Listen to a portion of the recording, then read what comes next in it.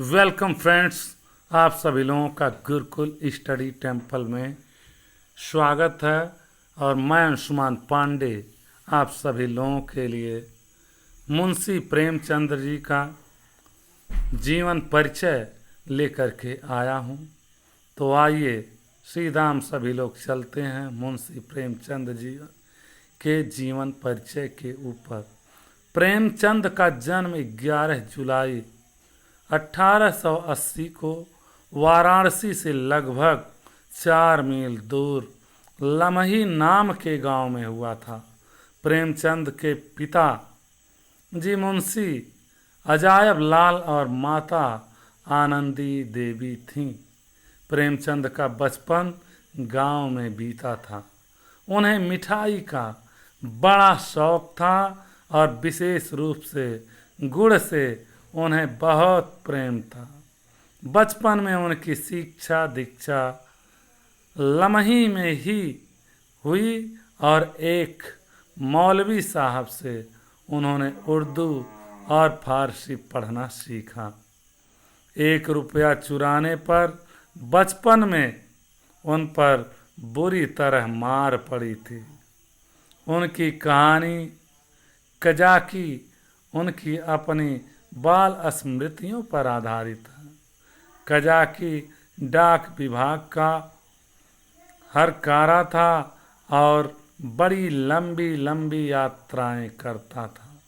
वह बालक प्रेमचंद के लिए सदैव अपने साथ कुछ सौगात लाता था।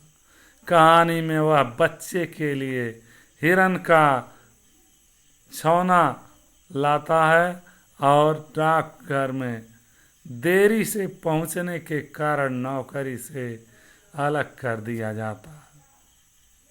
हिरन के बच्चे के पीछे दौड़ते दौड़ते वह अति विलंब से डाकघर लौटा था।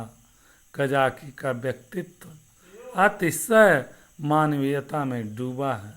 वह शालीनता और आत्मसम्मान का पुतला है, किंतु मानवीय करुणा से उसका हृदय भरा है।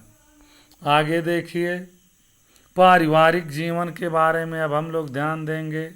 प्रेमचंद का कुल दरिद्र कायस्थों का था, यानी कि जो इनका कुल था, यानी कि इनका जो जन्म हुआ था, उसका जो वंश था वह दरिद्र कायस्थों का था, जिसके पास करीब 6 बीघे जमीन थी और जिनका परिवार बड़ा था। प्रेमचंद के पितामह मुंशी गुरसहाय लाल पटवारी थे। पटवारी लेखपाल को कहते हैं। और उनका वेतन लगभग 25 रुपये मासिक था, यानी कि 1 महीने की कमाई उस समय पटवारी की 25 रुपये थी। उनकी माँ आनंद देवी यानी कि आनंदी देवी सुंदर, सुशील और सुधड़ महिला थी। 6 महीने की बीमारी के बाद प्रेमचंद की मां की मृत्यु हो गई। तब वे 8वीं कक्षा में पढ़ रहे थे। 2 वर्ष के बाद उनके पिता ने फिर विवाह कर लिया और उनके जीवन में विमाता का अवतरण हुआ। प्रेमचंद के इतिहास में विमाता के अनेक वर्णन हैं। यह स्पष्ट है कि प्रेमचंद के जीवन में माँ के अभाव की पूर्ति विमाता द्वारा न हो सकी थी। विवाह के बारे में जानिए। जब प्रेमचंद 15 वर्ष के थे, उनका विवाह हो गया। वह विवाह उनके सौतेले नाना ने तय किया था। उस काल के विवरण से लगता है कि लड़की न तो देखने में सुंदर थी, न स्वभाव से शीलवती थी। वह झगड़ालू भी थी।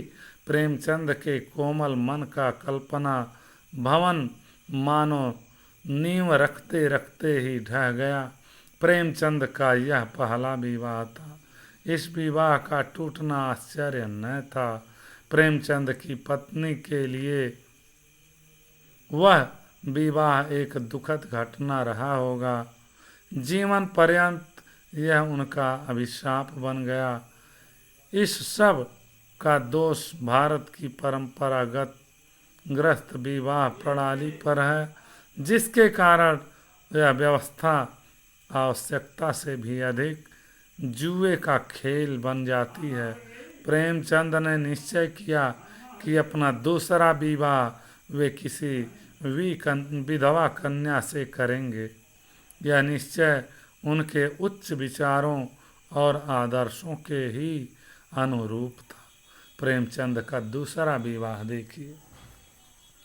सन 1905 के अंतिम दिनों में आपने शिवरानी देवी से विवाह कर ली। शिवरानी देवी बाल विधवा थी। उनके पिता फतेहपुर के पास के इलाके में एक साहसी जमींदार थे और शिवरानी जी के पुनर्विवाह के लिए उत्सुक थे। सन 1916 के आदिम युग में ऐसे विचार मात्र की साहसिकता का अनुमान किया जा सकता है। यह कहा जा सकता है कि दूसरी शादी के पश्चात इनके जीवन में परिस्थितियां कुछ बदलीं और आय की आर्थिक तंगी कम हुई। इनके लेखन में अधिक सजगता आई। प्रेमचंद की पदोन्नत हुई तथा वह स्कूल के डिप्टी इंस्पेक्टर बना दिए गए। इसी खुशखबरी के ज़माने में प्रेमचंद की 5 कहानियों का संग्रह सोजे वतन प्रकाश में आया। यह संग्रह काफ़ी मशहूर था। शिवरानी जी की पुस्तक प्रेमचंद घर में प्रेमचंद के घरेलू जीवन का सजीव और अंतरंग चित्र प्रस्तुत करती है। प्रेमचंद अपने पिता की तरह पेचिश के शिकार थे और निरंतर पेट की व्याधियों से पीड़ित रहते थे। प्रेमचंद स्वभाव से सरल आदर्शवादी व्यक्ति थे। वे सभी का विश्वास करते थे, किंतु निरंतर उन्हें धोखा खाना पड़ा। उन्होंने अनेक लोगों को धनराशि कर्ज दी, किंतु बहुधा वह धन लौटा ही नहीं। शिवरानी देवी की दृष्टि कुछ अधिक सांसारिक और व्यवहार कुशल थी। वे निरंतर प्रेमचंद की उदार हृदयता पर ताने कसती थी, क्योंकि अनेक बार कुपात्र ने ही इस उदारता का लाभ उठाया था। प्रेमचंद स्वयं संपन्न न थे और अपनी उदारता के कारण अर्थ संकट में फंस जाते थे। ढपोर शंख शीर्षक कहानी में प्रेमचंद एक कपटी साहित्यिक द्वारा अपने ठगे जाने की मार्मिक कथा कहते हैं। आगे देखिए। शिक्षा। गरीबी से लड़ते हुए प्रेमचंद ने अपनी पढ़ाई मैट्रिक तक पहुंचाई। जीवन के आरंभ में ही इनको गांव से दूर वाराणसी पढ़ने के लिए नंगे पांव जाना पड़ता था। इसी बीच में इनके पिता का देहांत हो गया।